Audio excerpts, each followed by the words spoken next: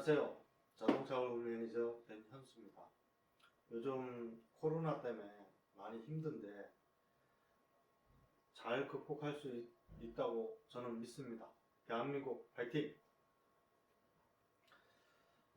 오늘 첫 영상은 현대 기아차 디젤 엔진에 흡기 슬러지가 어떻게 쌓이는지 거기에 대해서 이야기를 해보고자 합니다. 예전에는 초창기 커먼레일 나오기 전에는 흡기 매뉴얼들의 슬러지가 거의 쌓이지 않았습니다. 그런데 녹스를 제어하다 보니 EGR 밸브라는 것이 추가가 됐고, 그로 인해서 흡기 매뉴얼들의 슬러지가 과하게 쌓이기 시작했습니다. 그런데 이게 과하게 쌓이는 슬러지가 과하게 막 계속 쌓이느냐, 그게 아니고 서서히 변하게 됩니다.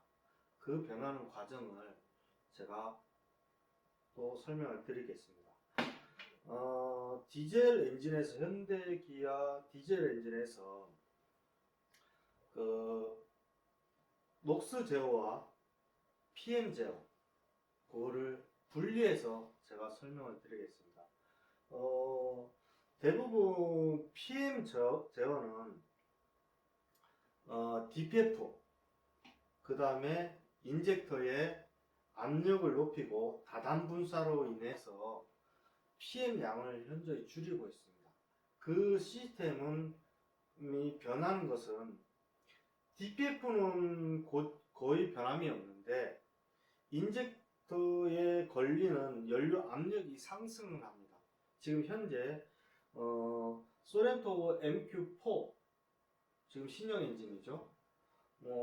그리고 펠리세이드 GV80, 그 다음에 셀토스 1.6 UU 엔진 같은 경우에도 최고 압력이 2200바까지 올라갔습니다. 어찌 보면 유로 6라기보다는 유로 6 플러스라고 생각할 수가 있습니다. 그러면 그 녹스하고 PM하고 제어하는 그 영역을 간단하게 설명드리겠습니다. 방금 말씀드렸지만은 PM을 제어하기 위해서는 연료 압력이 최고치가 점점 높아지고 인젝터가 계속 개선이 됩니다.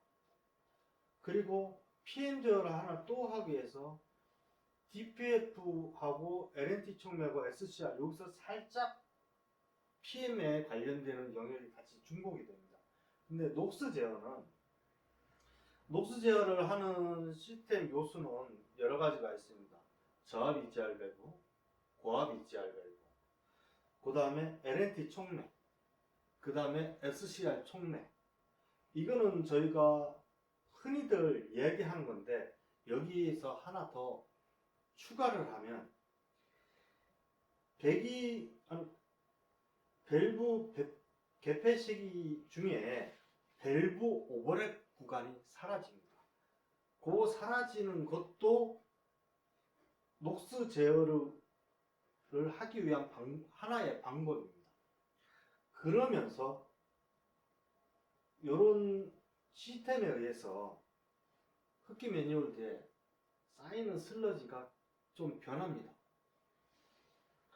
근데 자동차가 이렇게 발전해 가면서 아무리 그래도 흡기 매뉴얼에 슬러지가 안 쌓일 수가 없습니다. 아무리 좋게 만들려고 해도 녹스 제어를 해가는 시스템의 발전 과정에서도 결국은 흡기 매뉴얼에 슬러지가 쌓인다. 초창기 R엔진보다는 현저하게 적게 쌓이더라도 주행 환경이나 주행 조건, 운전하는 스타일에 따라서 쌓이는 양은 전부 제각각입니다. 그거는 믿을 수 있는 그 샵에 방문하셔가지고 점검을 받고 어떻게 해야 될지는 진단을 받는 것이 현명하다고 생각합니다. 그러면 이제 녹스 제어에서 설명드리겠습니다. 처음에는 산타페 CM 더스탈에서는 밸브 오버랩 구간이 있었습니다. RNG 초창기 RNG이죠. 근데 14년 이후 산타페 DM부터 19년도까지는 13년부터 그 현대 기아 엔진에서는 밸브 오버랩이 사라집니다.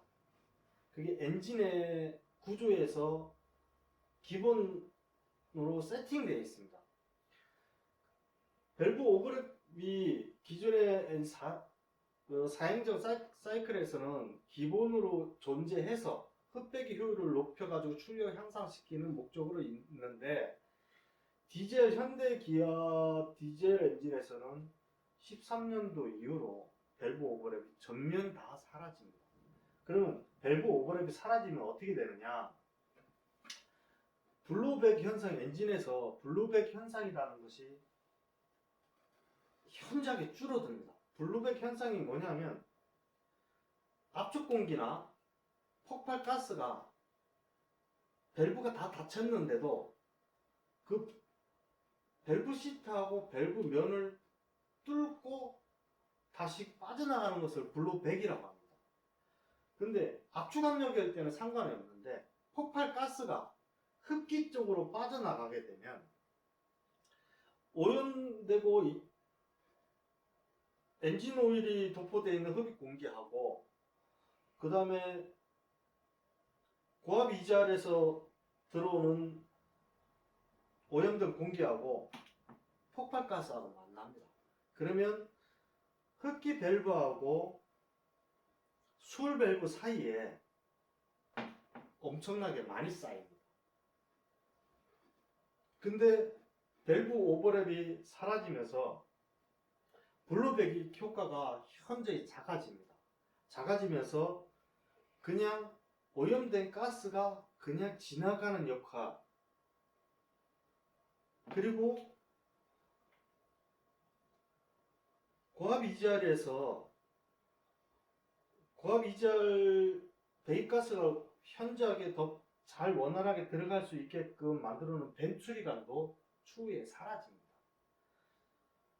그러면서 에어 컨트롤 밸브와 에어 컨트롤 밸브 흡기 매뉴얼도 자체는 거의 쌓이지는 않습니다. 그런데 운행 조건이나 운행하는 스타일에 따라서 수울 밸브와 흡기 밸브에 슬러지가 쌓입니다. 어차피 녹스 제어하기 위해서 이지알 밸브라는 것이 있기 때문에 슬러지는 쌓일 수밖에 없습니다. 많고 적음에 따름이지 아예 쌓이지 않을 수는 없습니다. 그걸 참고하셔가지고 진단을 받아보시기 바랍니다. 지금 밸브 오버랩이 사라지는 전제해서 녹스 제어하기 위해서 저압 이지알을 처음에 장착했다가 그거보다 녹스를 제어하는 LNT 촉매라는 것이 다시 나오면서 효과가 더 좋으니까 요 저압 이지알의 유용성이 좀 떨어져서 저압 이지알을 다시 차량 시스템에서 뺍니다.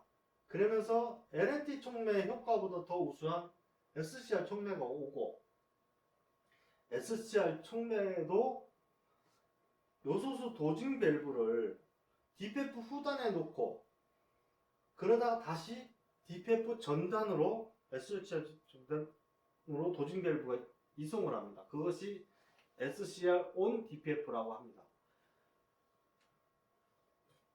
그러고 나서 다시 저압 EGR 밸브가 다시 등장합니다. 그게 지금 소렌토 신형 MQ4 셀토스 1.6 UU 엔진에서 다시 SCR 시스템의 저압 EGR 밸브 시스템을 다시 또 첨가를 합니다. 이게 이렇게 보면 넣었다가 뺐다가 다시 넣었다가 결국은 녹스 제어를 얼마만큼 더 줄이기 위한 시스템의 변화일 뿐입니다. 어차피 녹수 제어도 간단합니다. 저압 EGR, 고압 EGR,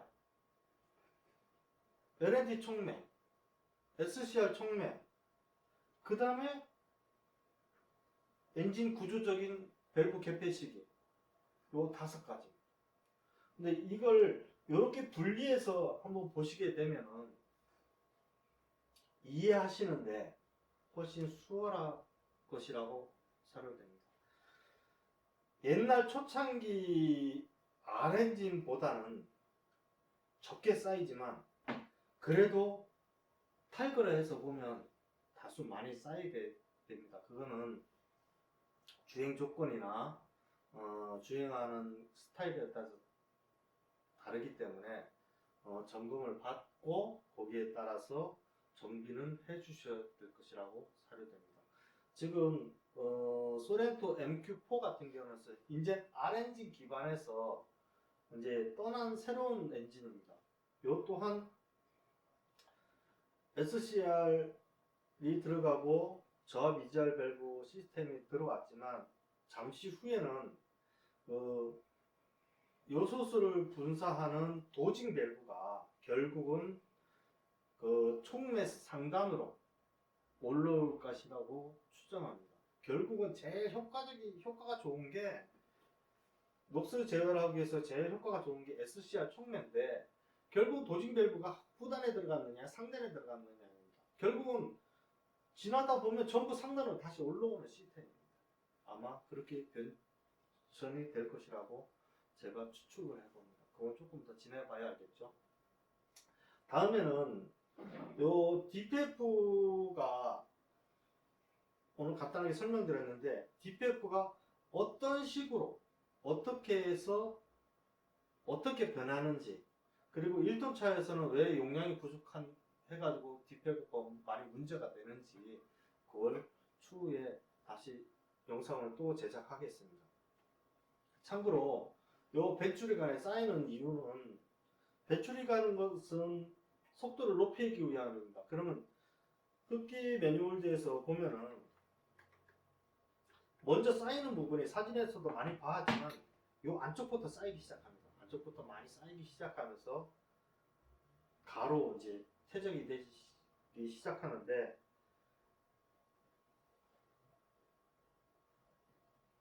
결국은 요것도 다 사라집니다. 지금 신형 엔진들에서는 벤츄리관이라는 것이 다 없습니다. 그러니까 이게 맥동에 의해서 뭔가 부착물들이 있으면 맥동에 의해서 점점점 많이 흡기 쪽에 많이 쌓이지만은 요것도 다시 사라졌습니다. 신형 엔진에도 당연히 이게 없겠죠. 저는 없을 것이라고 추정합니다. 저도 뒤져봤는데 없었고요. 앞으로 신형 엔진에 대해서 다시 한번 점검을 해서 한번 리뷰를 한번 해보겠습니다. 조만간 소렌토 MQ4가 풀옵션 차량이 한번 들어온다고 합니다. 그러면 그때 거기에 대한 차량 리뷰를 다시 제작을 해보겠습니다. 감사합니다. 코로나 아직 다 끝나지 않았습니다. 우리는 해낼 수 있습니다. 대한민국은 우수합니다. 화이팅! 감사합니다.